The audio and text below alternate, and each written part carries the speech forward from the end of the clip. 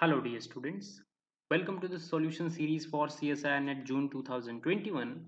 I will be solving this problem number 27 of linear algebra from the section B of your question paper. So let us have a look on this problem. Consider the two statements given below. First, there exists a matrix N belonging to 4 cross 4 space of all matrices, real matrices, such that this is a basis of row space. Row space का meaning आप क्या समझते हो कि जो रो, जैसे row space आपके पास लिखा है ना, तो एन क्या है, मैट्रिक्स है, तो मतलब एन की जो रोज हैं उससे जो स्पैन होने वाला स्पेस है वो रो स्पेस होता है. अब पूछा ये जा रहा है कि क्या ये जो लिखा है यहाँ पर ये बिलोंग कर जाएगा नल स्पेस ऑफ एन में, ये पूछा जा रहा है. ठीक है, तो हम फर्स्ट स्टेटमेंट को वेरीफाई करते हैं वेदर इट इज करेक्ट और नॉट, एंड देन हम सेकंड को रीड करेंगे. तो फर्स्ट स्टेटमेंट में ये कहा जा रहा है कि कोई भी आपके पास क्या हो, मैट्रिक्स ऐसी एग्जिस्ट कर सकती है क्या, सच दैट उसका रो स्पेस इन दोनों से स्पैन हो रहा हो. तो अगर आप देखने की कोशिश करो, अगर रो स्पेस इन दोनों से स्पैन हो रहा है, what is the meaning of this, मतलब कि हमेशा, तो क्या लिखेंगे, since row space of N is spanned by दो वेक्टर्स हैं, 1 1 1 -1 एंड 1 -1 1 1. ठीक है, इन दोनों से स्पैन हो रहा है. 10 आप क्या कहोगे कि there exist C1 and C2, ठीक है, belonging to R such that every row of N can be expressed as C1 times of this. क्योंकि देखो रो स्पेस जो है इन दोनों वेक्टर से स्पैन हो रहा है, तो दैट मीन्स कि आपके पास इन दोनों का लीनियर कॉम्बिनेशन ही क्या होगा, आपकी रो होगी. तो अगर आप ध्यान से देखो तो ये रो बन कैसे रही है आपकी, C1 plus C2, sorry C1, हाँ C1 प्लस C2 कॉमा करके आप लिखोगे C1 माइनस C2, फिर आप लिखोगे C1 प्लस C2, फिर आप लिखोगे माइनस C1 प्लस C2. ठीक है, तो हर एक रो में ऐसा C1 और हर एक रो के कॉरस्पॉन्डिंग C1 और C2 मिलेंगे रियल लाइन से, है ना. और क्या होगा, ऐसा नहीं हो सकता कि C2 ऑलवेज जीरो हो, क्योंकि आप कह रहे हो कि ये बेसिस है, तो मतलब कि कभी ना कभी ऐसा होगा ही होगा कि C2 नॉन जीरो है एंड C1 नॉन जीरो है. ठीक है, और C1 इज नॉन जीरो, मतलब ऐसा नहीं हो सकता कि आप क्या है कि एक ही वेक्टर से आप पूरा का पूरा रो स्पेस स्पैन कर डालो, क्योंकि वो बेसिस है उसका, तो दोनों की नीड होगी, इट मीन्स. तो मतलब कभी कभार C2 जीरो हो सकता है, कभी कभार C1 भी जीरो हो सकता है, बट क्या होगा, मतलब कभी ना कभी ऐसा केस आएगा जब C2 भी नॉन जीरो है, ठीक है, वो केस आएगा, और C1 भी नॉन जीरो है, वो वाला केस. तो हर एक रो दैट मीन्स इस टाइप की लिखी जा सकती है. अब आपको क्या कहना है कि whether this vector will belong to the null space और नॉट. तो मैंने मैट्रिक्स लिखी सबसे पहले n. मैं कहना क्या चाह रहा हूं कि जो n मैट्रिक्स है, इस n मैट्रिक्स में ये जो C1 plus C2, 1 second, C1 minus C2, फिर C1 प्लस C2, फिर माइनस C1 प्लस C2, तो हर रो इसी टाइप की होगी. ये फर्स्ट रो मैंने लिखी है, हालांकि इसके नीचे और रोज आएंगी जिसमें कोफिशिएंट्स डिफरेंट होंगे.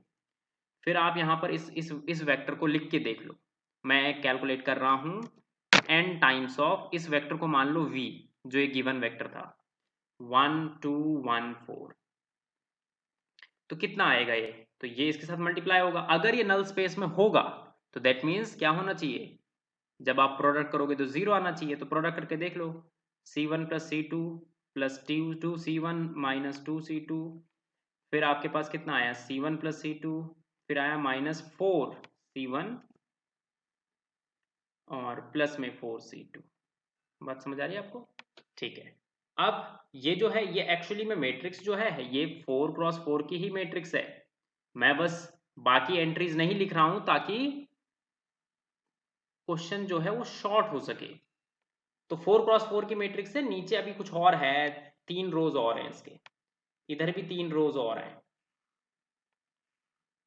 देन क्या होगा देखो आप, 2c1 c1 3c1 4c1 और -4c1, तो दैट मीन c1 वाला सारा कैंसिल हो गया, c2 3c3 sorry 1 second, -c2 फिर +c2 कैंसिल हो गया, तो 4c2 बचेगा और बाकी 3 रोज आपकी एज इट इज है। तो ये 4x4 की मैट्रिक्स बन रही है, 4x4 की मैट्रिक्स बन रही है। नाउ मैंने आपको थोड़ी देर पहले क्या कहा था, मैंने कहा था कि ऐसा नहीं हो सकता कि हर एक रो में C2 0 हो जाए, है ना। मैं यही शुरुआत से बोलने की कोशिश कर रहा हूं कि अगर वो दोनों से स्पैन हो रहा है, लीनियर, इन दोनों का लीनियर कॉम्बिनेशन है और बेसिस है ये, तो मतलब कभी ना कभी ऐसा तो होगा ही ना कि कोई कोई कोई रो आपकी है जो कि इससे जनरेट हो रही हो, मतलब कि इसका भी उसमें कुछ ना कुछ पोर्शन हो। ऐसा नहीं कह रहा हूं कि सिर्फ इसी से जनरेट हो जाए, हो सकता है दोनों से जनरेट हो रही हो, बट इसका पोर्शन आएगा ही आएगा, ये मैं कहना चाह रहा हूं। नाउ जैसे ही आपने ये देखा कि यहां पर 4c2 आया, अब मैं कह रहा हूं कि C2 किसी ना किसी रो में ऐसा होगा जहां पर C2 नॉन जीरो होगा। हो सकता है फर्स्ट रो निकल आए जिसमें C2 नॉन जीरो है, हो सकता है सेकंड आए, या फिर हो सकता है थर्ड या फिर fourth, but at least one of the row will be non zero. अगर ये नल स्पेस में था, दैट मीन्स कि इस मैट्रिक्स का जो हमने लिखी है n, it's a general matrix, क्योंकि ये जो मैट्रिक्स है इसका रो स्पेस इन दोनों से स्पैन हो रहा है। इट मीन्स कि आपकी जो n की रोज हैं वो इन दोनों के लीनियर कॉम्बिनेशन से बन रही हैं, so that means ये नॉन जीरो आ रहा है, it is not equal to 0 0 0 0। Hence ये जो वेक्टर है ये नल स्पेस में नहीं हो सकता एक ऐसी मैट्रिक्स का जिसका रो स्पेसिस से स्पैन हो रहा हो। तो ऐसी कोई भी मैट्रिक्स एग्जिस्ट नहीं कर सकती, there does not exist such matrix.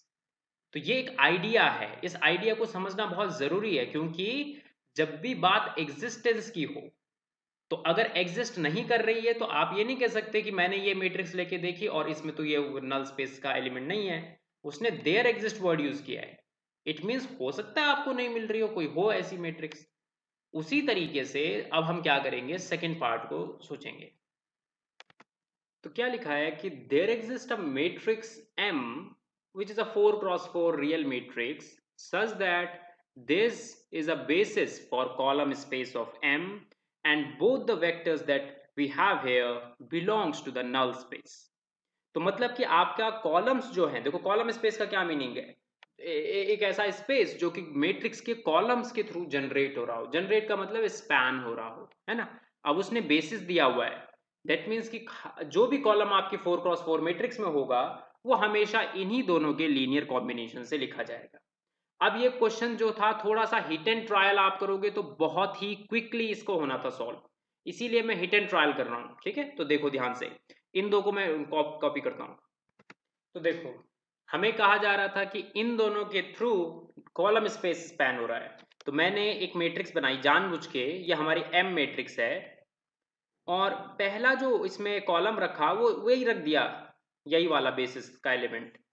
Second वाला क्या रखा, एज इट इज इसको रख दिया, क्योंकि क्वेश्चन देयर एग्जिस्ट पर है। इट मीन्स कि अगर हमें कोई मिल जाता है, एक ऐसा M मिल जाता है such that both the vectors that are given to us belongs to null space, then actually you are done with that problem।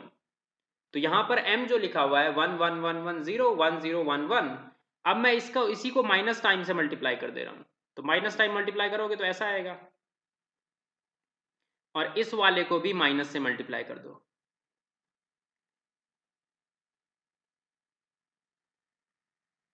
Now अब आप एक बार इसके सामने 1 1 1 रख के देख लो कितना आएगा ये, तो ये आएगा देखो आप, क्योंकि आप इसी का माइनस यहाँ पर रख रहे हो और इसका माइनस यहाँ पर रख रहे हो, तो जब आप मल्टीप्लाई करोगे तो कितना आएगा फिर ये, तो ये आएगा 1 + 1 -1 -1, so that means it will be 0। Similarly you will get 1 + 0 -1 + 0, so again it will be 0, 1 + 1 -1 -1, 0 1 plus and then 0 and then -1, so again you are getting 0 0 0 0।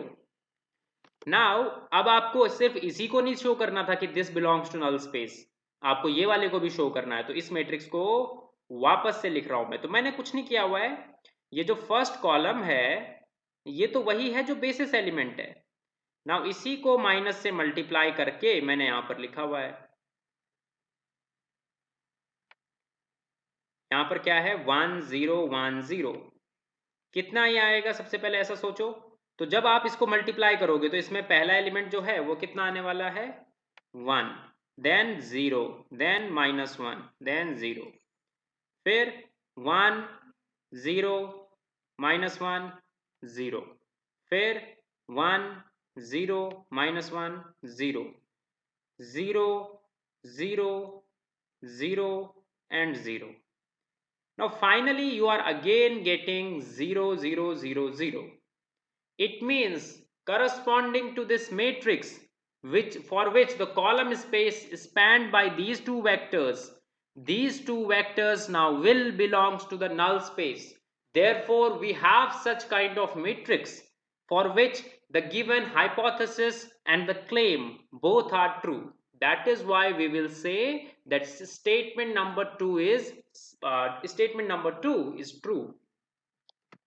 अब जो स्टेटमेंट 1 है उसमें क्या हो रहा था, उसमें हमने इन जनरल शो करके दिखाया कि अगर आप कोई भी मैट्रिक्स लो जिसके रोज इससे इन दोनों से स्पैन हो रहे हों, वो कभी भी ऐसा नहीं हो सकता कि इस वेक्टर को नल स्पेस में भेज दे, क्योंकि जो भी आपके पास है ये जो रोज हैं इसमें एटलीस्ट कभी ना कभी तो ऐसा होगा ही होगा कि C2 को नॉन जीरो लेना पड़ेगा, अदरवाइज C2 फिर ये जो वेक्टर है ये बेसिस में नहीं आएगा, फिर अगर हमेशा ही जीरो हो गया तो फिर बात समझ आ गई।